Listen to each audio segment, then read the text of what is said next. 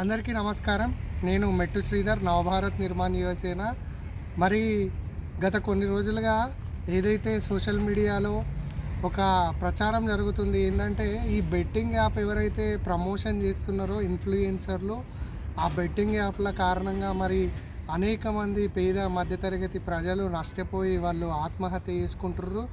కాబట్టి ఈ betting app promotion చేసే ఇన్ఫ్లుయెన్సర్ల పైన కేసులు పెట్టి వాళ్ళు బెట్టింగ్ యాప్లు ప్రమోషన్ చేయకుండా అడ్డుకట్ట వేసే విధంగా మరి డిపార్ట్మెంట్ వారు ఒక ఉన్నతమైన అంశాన్ని తీసుకొని మరి దాన్ని కట్టడి చేసే విధంగా వాళ్ళు చర్యలు తీసుకోవడం జరుగుతూ ఉన్నది.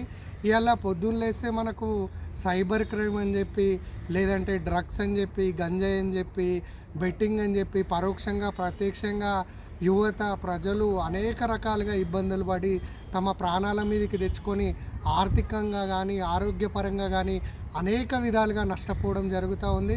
మరి ఇంత మంచి కార్యక్రమాన్ని తీసుకున్నటువంటి పోలీస్ డిపార్ట్మెంట్ వారికి నేను హృదయపూర్వకంగా ధన్యవాదాలు తెలియజేసుకుంటున్నా.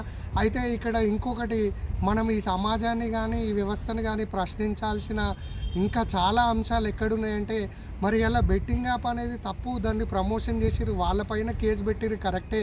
మరి ఒకడేమో ఈ పాన్ తినుండి అని చెప్పి ఈ పాన్ మసాలాకు సంబంధించి అడ్వర్టైజ్మెంట్ ఇస్తాడు, ఇంకోడేమో మీరు ఈ కూల్ డ్రింక్ తాగుండి, లేకపోతే ఆ జ్యూస్ తాగుండి, లేకపోతే ఇది తాగుండి మీరు పొడుగు పెరుగుతారు, ఈ సబ్బు పెట్టుకోండి తెల్లగా అవుతారు, ఆ పౌడర్ పూసుకోండి కలర్ వస్తుందని చెప్పి మరి అనేక రకాలుగా గిట ప్రజలను తప్పుదోవ పట్టించి అనేక రకాల అడ్వర్టైజ్మెంట్లు ఇచ్చి మరి వాళ్ళు కోటాను కోట్ల రూపాయలు సంపాదించుకొని మరి ప్రజలకు వాళ్ళు అన్యాయం చేయడం జరుగుతూ ఉన్నది.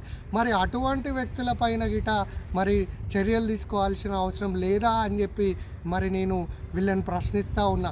ఇలా ఎందుకంటే ప్రత్యక్షంగా పరోక్షంగా వాళ్ళు చెప్పిన దాన్ని ఇన్ఫ్లుయెన్స్ అయ్యి మా హీరో చెప్పిండు, మా హీరోయిన్ చెప్పింది, లేకపోతే ఇంకెవరో చెప్పిర్రు అని చెప్పి దాన్ని నమ్మి ప్రజలు వినియోగదారులు అనేక రకాలుగా మోసపోవడం జరుగుతూ ఉంది. కాబట్టి మరి ఈ బెట్టింగ్ యాప్ల పైన ఎట్లయితే మీరు చర్యలు తీసుకున్నారో అట్లనే ఈ తప్పుడు ప్రకటనలు ఇచ్చే సెలబ్రిటీల పైన గిట మీరు కేసులు నమోదు చేసి మరి ప్రజలను చైతన్యం చేయాల్సిన అవసరం ఎంతైనా ఉంది.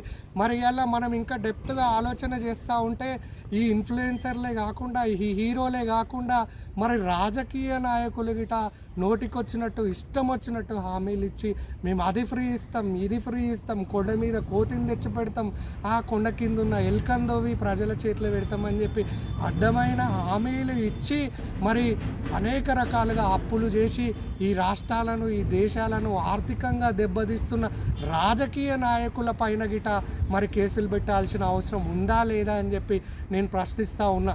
ఇవాళ ఎందుకంటే వాళ్ళు ఏదో అడ్డమైన హామీలు ఇచ్చి ఊకదంపుడు ఉపన్యాసాలు ఇచ్చి అధికారంలోకి వచ్చి ప్రజలను ఎత్తి మీద చేయబెట్టి ప్రజలను గిట ప్రత్యక్షంగా పరోక్షంగా వాళ్ళు మోసం చేస్తూ ఉన్నారు, వాళ్ళ ఆస్తులు పెంచుకుంటూ ఉన్నారు.